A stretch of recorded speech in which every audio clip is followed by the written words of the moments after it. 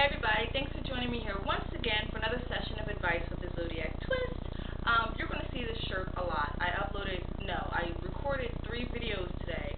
This is my second birth chart video, but I also did an album review video, so you're going to see this shirt a lot. But I don't upload them all at the same time, so just to let you know, okay? And also this is my profile picture, Scorpio. Not showing off my boobs, showing off the shirt, okay? Calm down. So anyway, yes, like I said, this is my second birth chart video that I'm doing today, and it's so funny. Like, this young lady, I'm going to refer to her as Tennessee Girl. Tennessee Girl sent me an email today, and I think I think she sent it last night, but I didn't get it till today. And she's a Pisces as well, and I just uploaded a Pisces birth chart video. So I told her I'm going to refer to you as Tennessee Girl, so you know that I'm talking to you, and this is your video. So, as I said, she's a Pisces, and if this is your first time watching one of my birth chart videos, let me give you a quick overview. I'm going to try to talk fast because I have a lot to talk about in a little bit of time. Alright, the birth chart focuses on your overall personality. It digs deeper than you just focusing on your sun sign, which is like when you read your horoscope in a newspaper or online, they're focusing on just your sun sign. And the birth chart focuses on everything about you from the time that you are born and the location, like where you live, like your city or your state, and also the month, day, and year. So I'm going to focus on 4 key planetary alignments, as I always do: Sun, Moon, Mars, and Venus. Now the sun sign, as I already said, focuses on your overall personality. The moon focuses on your personality emotionally. Your Venus focuses on how you handle relationships with others, whether it's your boyfriend, your coworker, your friend, your family member. And your Mars focuses on your aggression factor or lack thereof, how you handle others in terms of confrontation, anger management, things like that. Okay, so let's get started. As I said, Tennessee Girl is a Pisces, and Pisces girls, like all water signs, Scorpio, Cancer, and Pisces, we are all very emotional creatures. It's just the way it is. Like, it sounds very cliche, but it's very true. And the one thing that Pisces women tend to do more than any other water sign is they feel before they think, okay? So for you, specifically Tennessee Girl, I think that's specifically very true. You tend to, be hypersensitive for most part. Like I said, you tend to feel before you think, so you can overreact to something or be a little bit too over emotional when there really isn't any need to be that way. But you're also very sweet and very empathetic, very compassionate towards others, and you tend to be the one that people want to talk to because of your emotional nature. Like, you sympathize with other people very, very quickly, so they find it very easy to open up to you, Now, the weakness in your sun being Pisces is that you, like I said, you can tend to be oversensitive. You kind of live in a dream world sometimes. I used this term before in a previous video, that you have an escape mechanism. You know how people say that, like, if you heard the term defense mechanism, like my defense mechanism is that I'm very sarcastic. When I'm feeling some type of way, I get very sarcastic and very blunt, and I don't care. So your mechanism is that you are an escapist in your mind. Like, if something becomes too hard for you to deal with emotionally or physically or whatever, you just kind of like escape into your brain, into this imaginary world. I'm not trying to make you sound crazy. I'm just saying, like, you have an escapist mentality, okay? So hopefully that doesn't mean that you escape into drinking or smoking. I'm just saying, like, you have that type of mentality. Like, you're very prone to that. So that's all I'm really going to say about your sun being in Pisces, since we have a lot more to cover, okay? So we're going to go on to your moon being in Leo.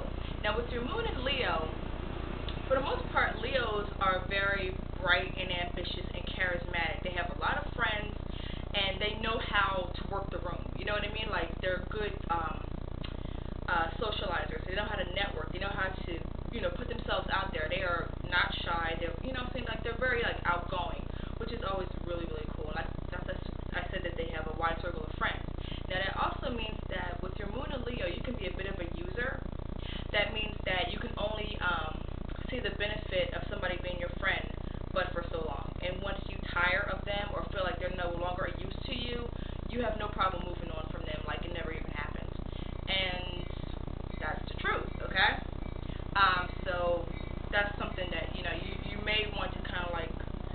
check into, but if you don't want to acknowledge it, it's okay. Now, your weakness with your moon being a Leo, even though you have great qualities with your moon being a Leo, and I'm pretty sure you already know that, but the weaknesses that you may have is that sometimes you can be very upset when you feel like people aren't paying you enough attention, because Leos, whether your sun is in Leo or your moon is in Leo, a Leo needs attention.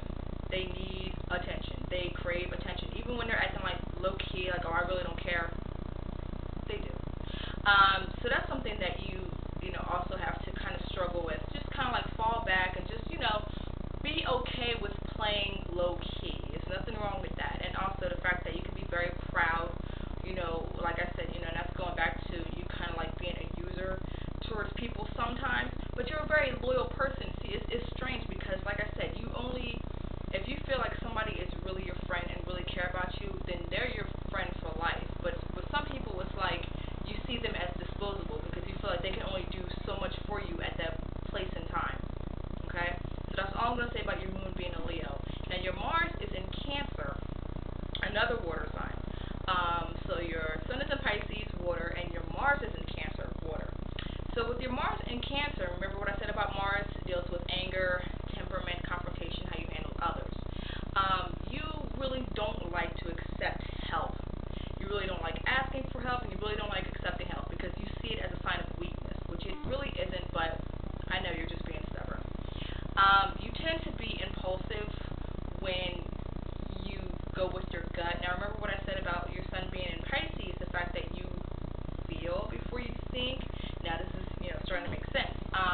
That you act impulsively and you tend to, if you feel like something's right, you're going to do it. If it feels right, do it. That's like, your little secret motto to yourself. I don't know if you're in a relationship or not, but if you are, or even not even like in a relationship, with other people, like there always tends to be some sort of struggle going on. Like you always tend to have some sort of drama with somebody about something. It could be really stupid and minor, but there's always seems to be something going on with you at some point in your life, tendency girl. I'm not really sure why, but I think you need to do a little bit more self-reflection to figure out why it is that you're attracted to drama, or why it is that drama attracts you. Now, moving on. Your Venus is in Aries. Now, Aries is a fire sign. And Aries, for the most part, are very much leaders. They like to take the lead in situations. They like to be the leader. They like to be the one out in front. They're not afraid to be seen. They're not afraid to be heard. And that's, definitely you. You love the thrill of the chase. You love when a person plays hard to get. You don't like people who are too easy. And I mean that physically and literally. Like, you don't like someone, like, if something's too easy for you to conquer or tackle or accomplish, like, you're just not stimulated. You're stimulated by, the chase of it, the overall conquest of it, okay? So you can be very spontaneous, and charming and sweet and funny and all those good things. So, and also sometimes people can be put off by how direct and straightforward you can be, but for the most part, your overall influences make you very sweet and approachable, and people really feel like they can converse with you and confide in you, which is always a good thing. I hope I did a good job with your chart. I don't know how much time I have left. I hope I was able to get everything in that I wanted to say. If I didn't touch on everything, I apologize, but please feel free to email me again. I thank you for reaching out to me and helping you out with this, and I thank all of you out there for watching. Again, like I always say, if you want a birth chart done, or a personality assessment, or a compatibility profile, which I actually do really like doing, like compatibility between Scorpio and freaking Sagittarius, or Sagittarius and Pisces, or whatever, you know what I mean? Just, email me, creativewritings247@gmail.com.